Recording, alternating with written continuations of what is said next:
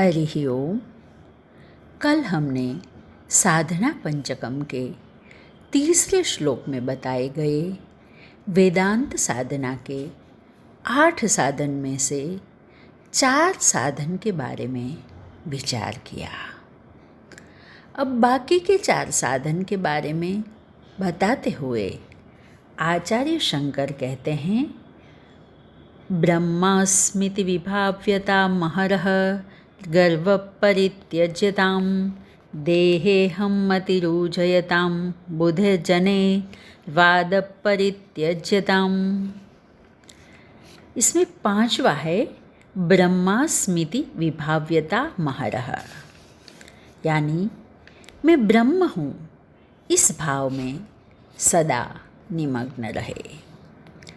जब हम श्रुति सम्मत तर्कों से आत्मा को खोजने का प्रयत्न करते हैं और अपनी अंतर्मुखी साधना को बढ़ाते हैं, तब हमारे भीतर उपनिषद के सार रूप अहम ब्रह्मास्मि की साधना विकसित होती है। फिर साधक अपने आप को कालातीत आत्मा समझता है तो उसके भीतर शरीर, मन, बुद्धि की पीड़ाएं नहीं रहती। वह सभी परिस्थितियों में ब्रह्म भाव में निमग्न रहता है। फिर है गर्व का त्याग करे। यह 6ठे सोपान में ये बताया गया कि कई बार हमें भौतिक संपत्ति का अहंकार होता है तो कई बार हमें ज्ञान का भी अहंकार होता है। यह अहंकार की वजह से हम दूसरे लोगों की अवहेलना करने लगते हैं। यही गर्व का त्याग करने पर अपने हृदय में विद्यमान परमात्मा के चरणों में समर्पण भाव उत्पन्न होता है। फिर 7वें साधन में आचार्य शंकर कहते हैं, देह में आत्मबुद्धि न रखें। हम अपने आप को देह मानने लगते हैं। यह भावना हमारे भीतर करोड़ों वर्षों से चली आ रही है, लेकिन हमें शरीर भाव से ऊपर उठना है। मनुष्य शरीर हमें परोपकार के लिए प्राप्त हुआ है।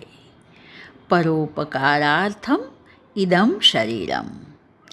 इस शरीर का उपयोग दूसरों की सेवा के लिए करना है। इस शरीर के माध्यम से ही हमें शुद्ध चैतन्य की अनुभूति को प्राप्त करना है।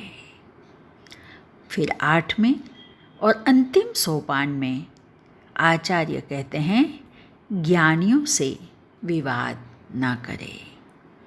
हम तत्वदर्शी और शास्त्रज्ञों के पास अपने हित साधन के लिए जाते हैं।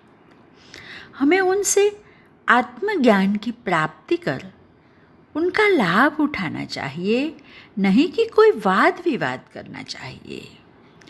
उनके अनुभूत ज्ञान को धैर्यपूर्वक सुनकर, समझकर हमारे जीवन में चरितार्थ करने का प्रयास करना चाहिए, नहीं कि कुतर्क करके उसको परेशान करने की चेष्टा की जाए।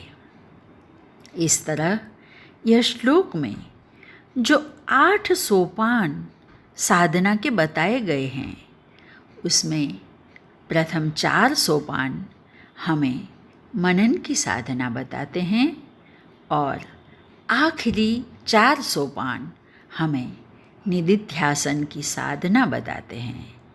उस पर विचार कर हम इस साधना मार्ग पर आगे बढ़े, यही हमारा प्रयत्न होना चाहिए। आज बस इतना ही। हरि ओम।